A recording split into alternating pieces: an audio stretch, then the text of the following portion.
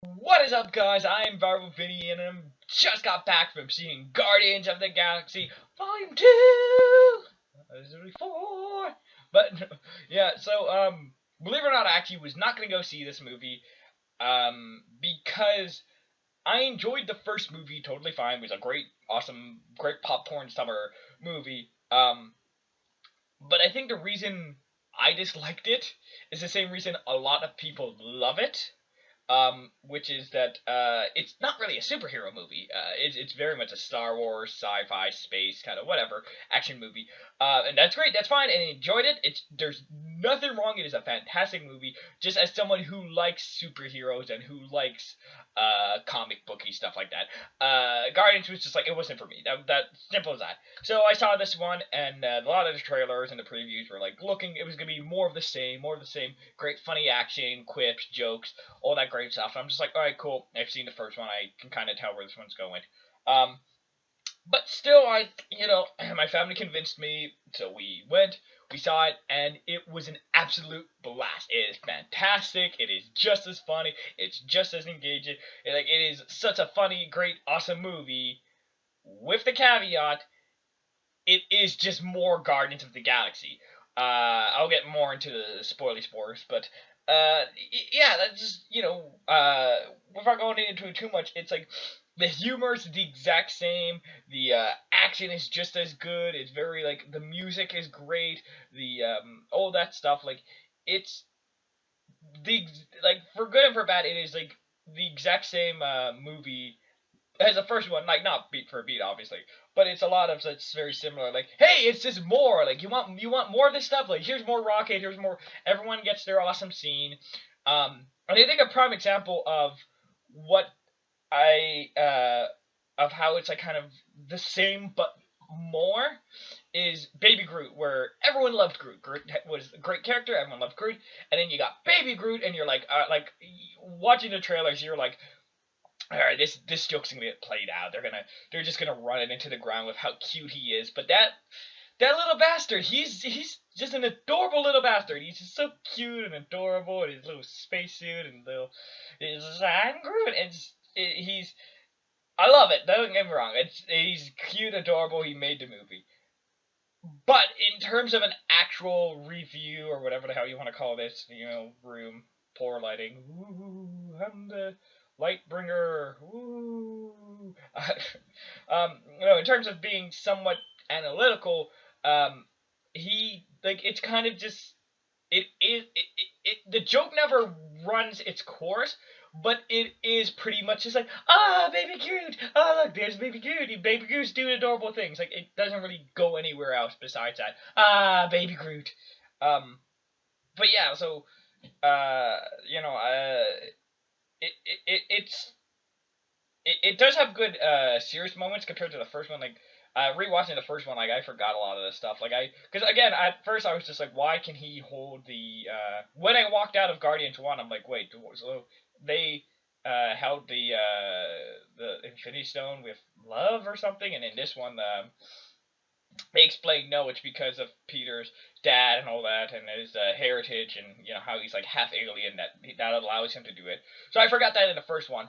Um, but in this one, there's a lot more like, even though it's like joke, joke, joke, joke, joke, joke, joke, joke, joke, there's still a lot of moments where it's just like quiet, silent, and they allow the characters to breathe. But yeah, like it's just, I guess that's I'll give you one more thing, but just Nova or Nebula or whatever her name is, Karen Gillian's the blue one. She's in it again, and her whole character arc is just, I want to kill Gamora. It's like, oh, that's what you did in the first one. Obviously, it goes to new places near the end, but for the most part, it's just like all her motives are just to kill Gamora, then go kill Thanos. And it's like, well, you did that in the first one. And Yondu is like, well, he was a space pirate, but his men got upset that he gave Quill like an easy out. Like he always stood up and protected Quill. It's like, well, we kind of did that in the first one. Rocket is like, he kind of tries to push people away because he doesn't like feeling loved or whatever, super cliche. Did that in the first one. Peter and Gamora, they're both like the will they won't they. That was also in the first one. So again, it's just like in terms of like again, it's very much just like a steak dinner with the like it's steak, potatoes, and veggies. Again, nothing new. They don't like maybe they might add a like pepper spice or something, but it's still the exact same meal, just slightly different. But yeah, so I'm just gonna woo. No, I'm not doing anything there. I just wanted to make 100% sure we're gonna go into spoilers now. Obviously, the biggest spoiler is speaking of Yondu, dude dies, and I was like, that kind of came out of nowhere. Where, what or like they set up to die. They set him up. So it's like, oh yeah. He's like, oh, I only have the one rocket pack and the one spacesuit or whatever. So and then he burst out of the ground. I'm like, oh, he's going to catch up to the rocket in space, and then everything's fine. So okay, cool. Okay, yeah, they weren't gonna. And it's oh, they actually killed him, and it was just like whoa. It like actually came. It actually did kind of come out of nowhere. It's just like, oh shit, they actually killed him. Like that's really something. And they develop Yondu a bit more. I'm a bit depressed. He is dead because they really did as much as this movie was about Peter, it was also about Yondu. And for good or for bad, a lot of the other Guardians, like I said, Gamora's just kind of the the uptight or the angry girlfriend, or this is she's just there. Rocket and Groot are kind of just there. They don't have a character arc. Drax has a little bit of like a blossoming friendship, relationship, whatever you want to call it, with Mantis, but there's a little bit there, but pretty much it's just about Peter and Yondu. And like I said, I really started, because I always joke with people, it's like, Yondu, he's the reason Infinity died, because there was all those Yondus just sitting around in trash bins, because like Disney was like, we'll give you the Guardians license, but you have to make a Yondu toy. And they're like, why? And they're like, well, marketing. And it's like, I don't. But yeah, so Yondu was alright in the first one, which is yeah, he's the the rogue mentor, whatever. But I really liked his character in this one. They gave him a lot of depth, a lot of growth. They explained a little bit more about how he. I don't fully understand. I think the Ravagers are pirates, but I don't understand. Maybe anyway, he was like an ex-pirate or something, and you think in the first one, oh, he's part of the pirates. It turns out, well, no, Yondu's actually not part of the pirate. Yondu was kicked out, so Yondu's kind of like a rogue pirate or whatever you want to call it.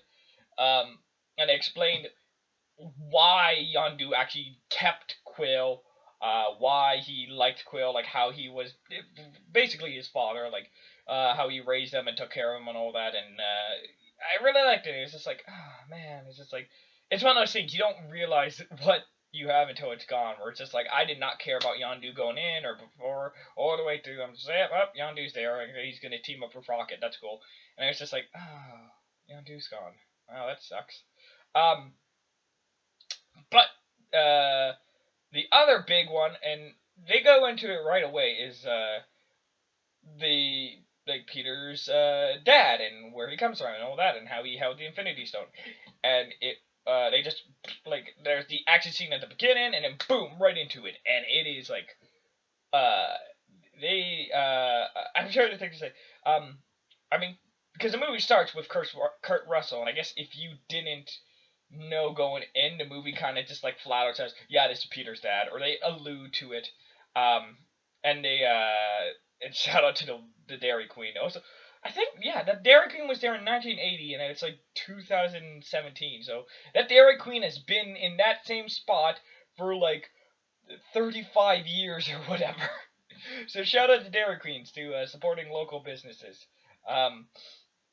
He Kurt Russell as an actor is really good, because again, he's very charismatic. He's very cool. He's just he. I know this is just me. Maybe it's that fact that they're old men now and they're kind of at that point. He remind me a fair bit of Jeff Bridges, where it's just yeah, dude, man. But yeah, so obviously his dad is Yondu. It's this planet thing, which even I get somewhat confused. Like, he's a planet, but he made a physical body for himself. But he's still the planet, so it's just like I guess it would be like I don't know. It's just it's there's a talking raccoon. I shouldn't think about it. But yeah, and then it turns out that basically his dad was a god, for lack of a better term, and so Peter was a god, and you actually see Peter have superpowers like the light or whatever you want to call it, this like energy he was able to control it and manipulate it, and it's like I was like, oh, that is awesome! Like that is gonna be so useful in Infinity War when they're fighting Thanos, and they. Well, I'm sorry, I. Look, sorry, Tatsu. We're here to relax. We're fine. We're just talking about Guardians of the Galaxy. It's a good movie. Go see it, all right? Like we're just going into the nitty gritty.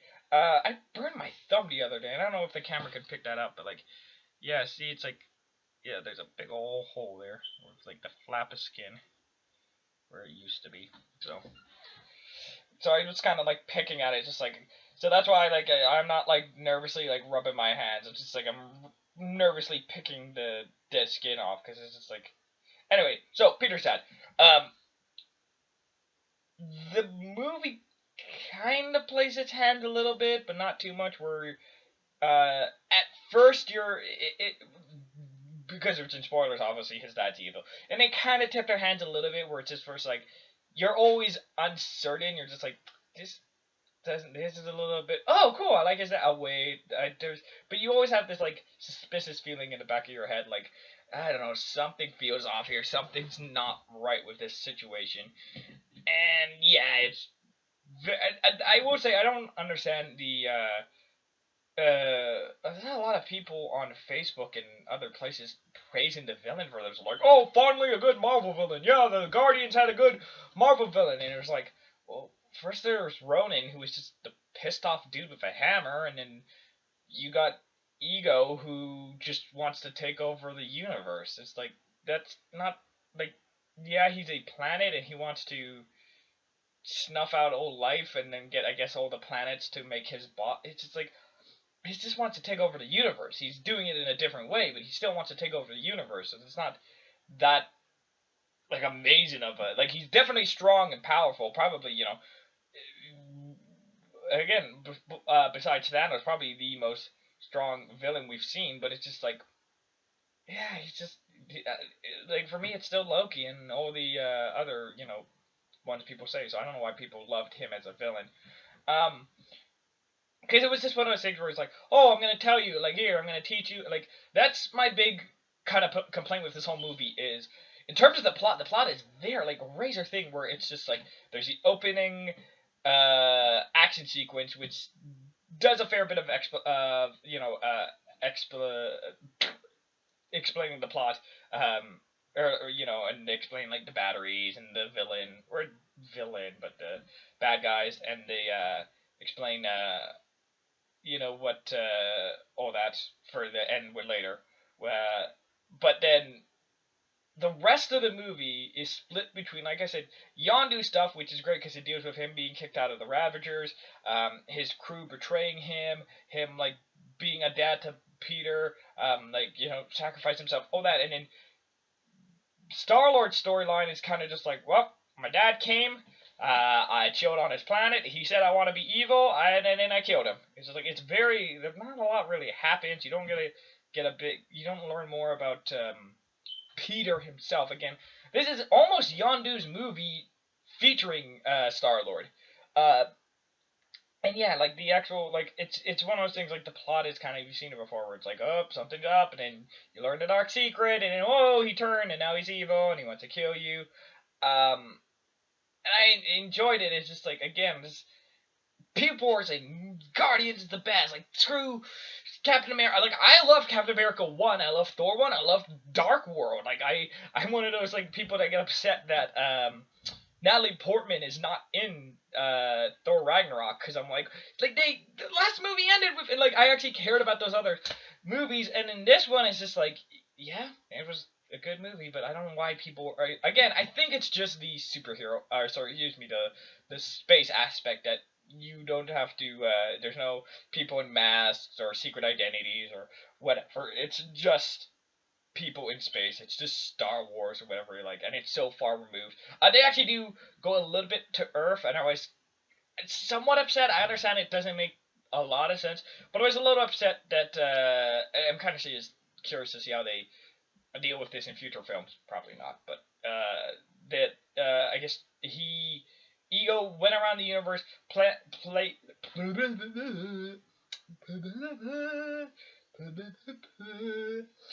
placing plants around the universe, and he